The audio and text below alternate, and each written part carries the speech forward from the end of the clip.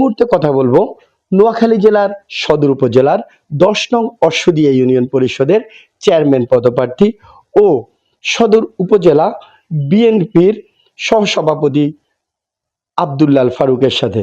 আসসালামু আলাইকুম, কেমন আছেন? জি, ওয়ালাইকুম আসসালাম। আসসালামু আলাইকুম। আপনি অশ্বদিয়া ইউনিয়ন পরিষদের চেয়ারম্যান প্রার্থী, আপনি কেন চেয়ারম্যান প্রার্থী হতে যাচ্ছেন?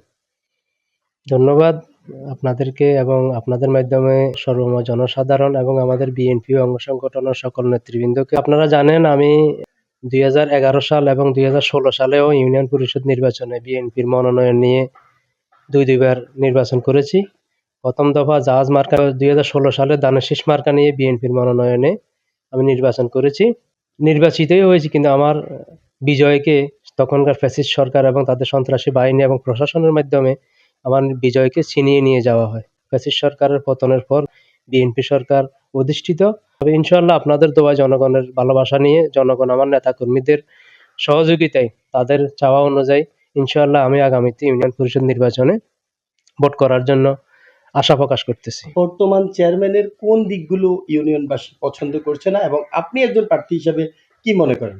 এখানে কেন্দ্রীয় সরকারের যতগুলো মন্ত্রণালয় থাকে, প্রত্যেকটা মন্ত্রণালয়ের কাজ আমাদের ইউনিয়ন পরিষদেও চলমান থাকে। যারা প্রতিনিধি হন তারা আসলে অনেকেই জানেও এগুলো হয়তো অনেক সময় তারা এক্সারসাইজ করতে চান না। কারণ আল্লাহ কখনো যদি কামিয়াব করে, সুযোগ যদি পাই, মানুষকে সচেতন করে নতুন কিছু করার জন্য, যেন সারা বাংলাদেশের মানুষ অশ্বদিয়া ইউনিয়নকে একটা মডেল ইউনিয়ন হিসেবে দেখতে পারে, এই আশা এবং উদ্দীপনা আমি ব্যক্ত করছি। আপনি নির্বাচিত হলে আপনার প্রথম কি কাজ করবেন আপনি?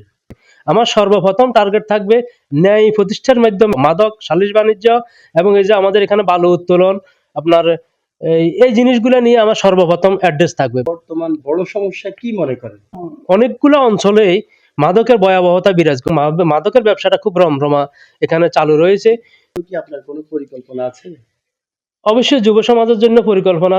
যারা লেখাপড়া তাদেরকে স্কুলমুখী করে, যারা মানে লেখাপড়ার সাথে সম্পৃক্ত নয়, তাদেরকে কর্মসংস্থান সৃষ্টি করে তাদের যোগ্যতা অনুযায়ী এই কাজগুলো গ্রহণ করা জরুরি বলে আমি মনে করি। আচ্ছা, মানুষ চেয়ারম্যান হিসেবে আপনাকে কেন ভোট দিবে?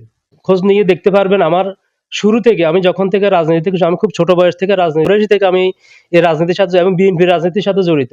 তখন থেকে অদ্যাবধি আমার ছাত্র জীবন বলেন, যুবক জীবন বলেন, কর্মজীবন বলেন, অদ্যাবধি এখন পর্যন্ত আমি কোনো দুর্নীতির সাথে জড়িত নয়, সন্ত্রাসের সাথে জড়িত নয়, অপকর্মের সাথে জড়িত নয়, চাঁদাবাজির সাথে জড়িত নয়।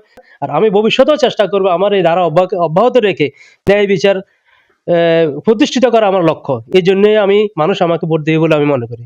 দলীয় প্রভাবের বাইরে থেকে আপনি কি সকলকে নিয়ে কাজ করতে পারবেন? ইনশাআল্লাহ, অবশ্যই। এটাও আপনারা জানেন যে অনেকেই, আমি গত নির্বাচন যখন করেছি বা আমি অশ্বদিয়া ইউনিয়নের এই দুইবারের নির্বাচিত সভাপতি ছিলাম, তখন কিছু কিছু লোক যখন আমি আমার ন্যায় নীতির পক্ষ থেকে কথা বলতাম, অন্য দলের লোকও যদি সে সৎ ভালো হয়, তাকে সমর্থন করা বা তার সাথে সম্পর্ক রাখা, এটা আমি দোষের মনে করি না।